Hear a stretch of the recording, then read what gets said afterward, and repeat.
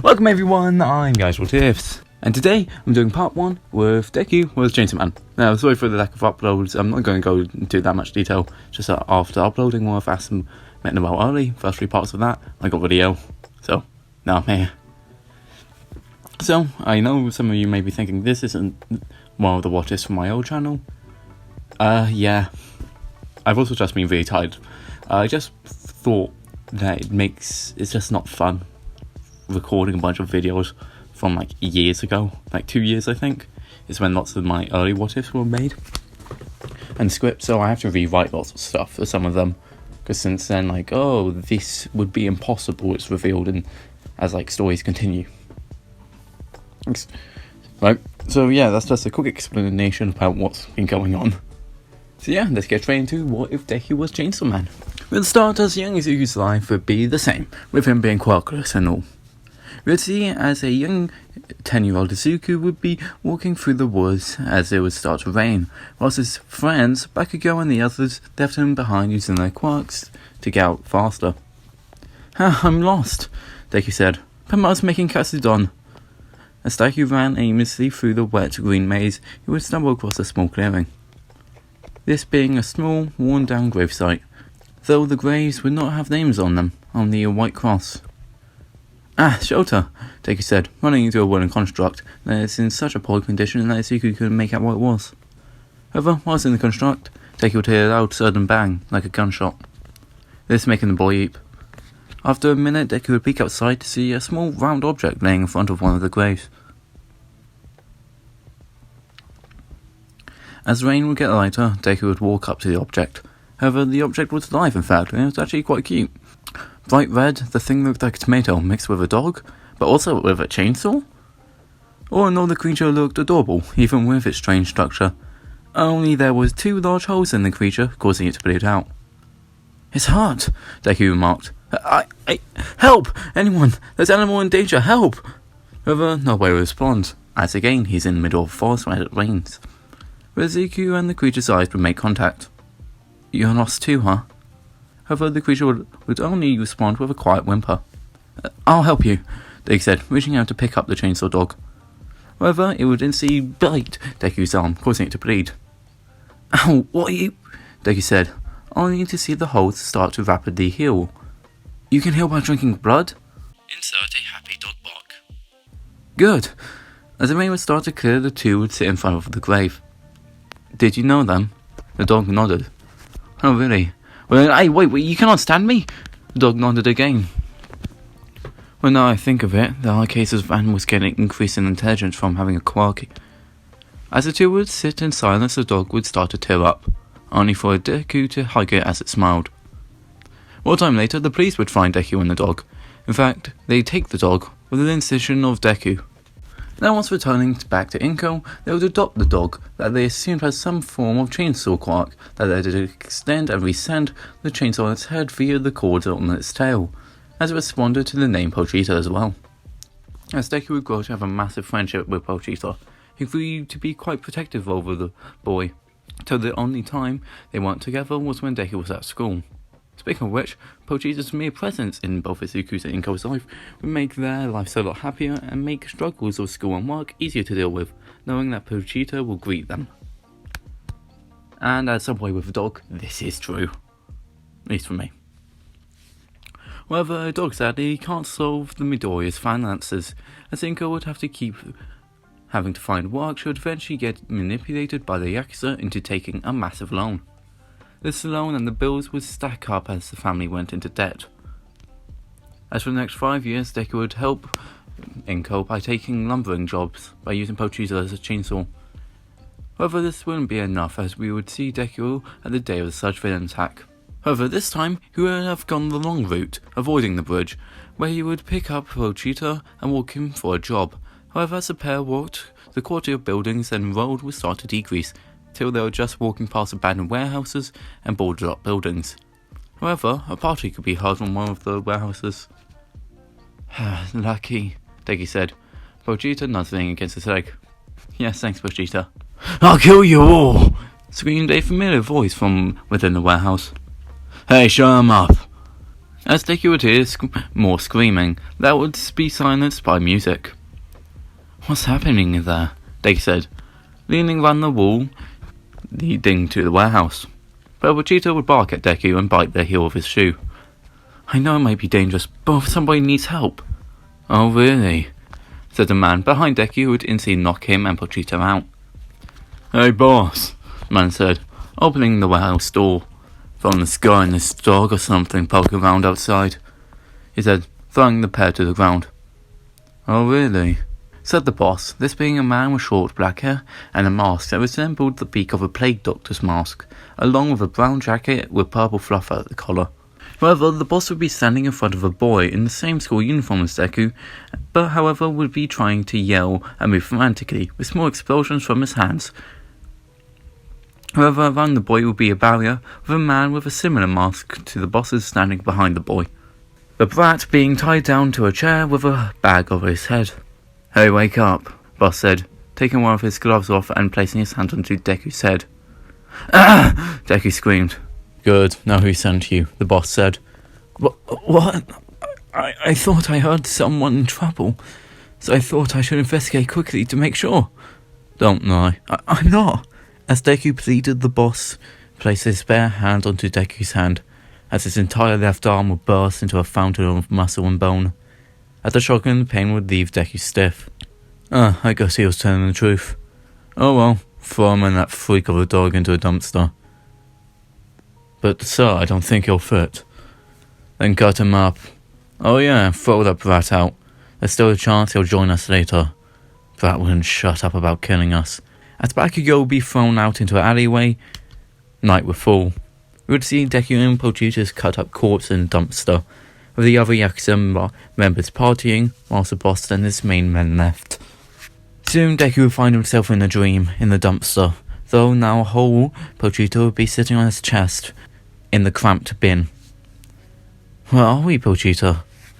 Though Vegeta would respond with a happy bark. "You're dead, Izuku." "Huh? You just You can talk!" Deku screamed. "Only in here," Vegeta said. "Wait, I'm dead?" "Yes, you are."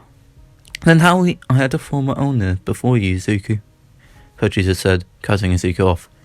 "His name was Denji. His mother died when he was born, and his dad killed himself, leaving Denji with a massive debt to the Yakuza who just killed us. He met me at his father's grave, and we took odd jobs to keep the Yakuza off our backs. However, one day, they killed him in his sleep whilst I hid. It was Denji's grave where we met." Why are you telling me this?" "'Cause, Izuku, I refuse to let you die." "What?" "I want to make a contract, Izuku. I'll become your heart. In exchange, I want you to be a true hero. I want to see your dreams come true, Izuku." "Vegeta!" Deku yelled, leaping out of the dumpster. "Huh? He's alive?" said one of the Yakuza. "Then we cut him up," was his quirk. As the Yakuza would get closer to the dumpster. "You guys hurt a lot of innocent people, right?" Deku said. "Yeah, so what?" "Good," Deku yelled, pulling the cord on his chest. As he did this, the Yakuza would storm him. However, suddenly a motor sound would be heard. "What the hell?" As chainsaws would burst out of Deku's forehead and arms. As an orange and black helmet thing would form over Deku's head, glowing yellow eyes coming out of the sides with a large mouth with sharp teeth, Deku would be in his chainsaw hybrid form. "What the hell?" some of the men yelled and started to step back, whilst others activated their quirks. "Oh, come on, jeez, just a kid. What could he do?" one of them said, running at Deku. "Duh!" However, the men would be instantly decapitated. As Deku's would start up, Deku would charge whilst laughing, in a trance of psychoticness. "Kill him," one of the guys said, however it would only lead to him getting split in half. "Hey, my mum owes you guys some debt, right? So if I kill you all, that's goodbye debt." As Deku would massacre the Yakuza mercilessly, he would continue to enjoy himself through the pain of others, not letting any escape until the moon rose. We would see him standing in an empty warehouse, surrounded by the corpses of others. Chewing his high, he would enter the alleyway next to the warehouse, the stench of death on his chainsaws that would start to melt off his face and arms, revealing his dilated eyes and pale skin and rapid yet shallow breath. He stumbled through the streets of the night till he had reached his home that wasn't that far away. Thankfully, Inko was asleep, and the note was left on the table with food on it that read, "Dinner for you and Pochito when you come back from work." Dinner for you and Pochito when you come back from work. Though Deku would only stumble into his room, where he abruptly vomit into a bag next to his head. They would fall onto and lay in shock the rest of the night. That morning, Deku wouldn't leave his room till Inko would enter, only to see her son clawing at his own chest, where the strange cause was. "Izuku!" Inko screamed, grabbing his son's hand, stopping him from harming himself. "What's happening?" she said, seeing her son's tired eyes, tears falling. Instantly, Inko would embrace Izuku, who would scream in sorrow in response. Sometime later, Izuku would finally be eating. "Izuku, I don't know what happened during work yesterday, or where Pochita is. That led to this all, but where is he?"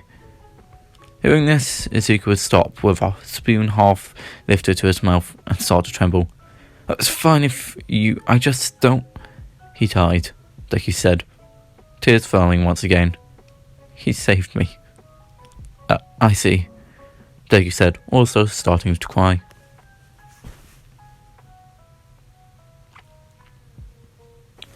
"Hey, huh? I'm going to be a hero. But Izuku, I know you're grieving, but I don't think it's wise to do so." "Don't worry, I'm stronger now." "Fine, I won't stop you, as long as you return back to your usual self." "You got it." As the day continued, Deku would stay in his room, and Inko would leave to work. He would skip over the next 10 months as Izuku would train and would learn of his regeneration via drinking blood, as increase in physical strength and theorizing of the capabilities of his full chainsaw form. However, the trauma and guilt of killing Yakuza and his failed chainsaws is very apparent in his mind. As remember, Deku isn't Denji, in fact, the exact opposite. So think of it this way. If Deku found somebody with a broken bone, he would instantly rush them to the hospital and see they're supporting the person until they're healed, whilst Denji is the reason why their leg is broken.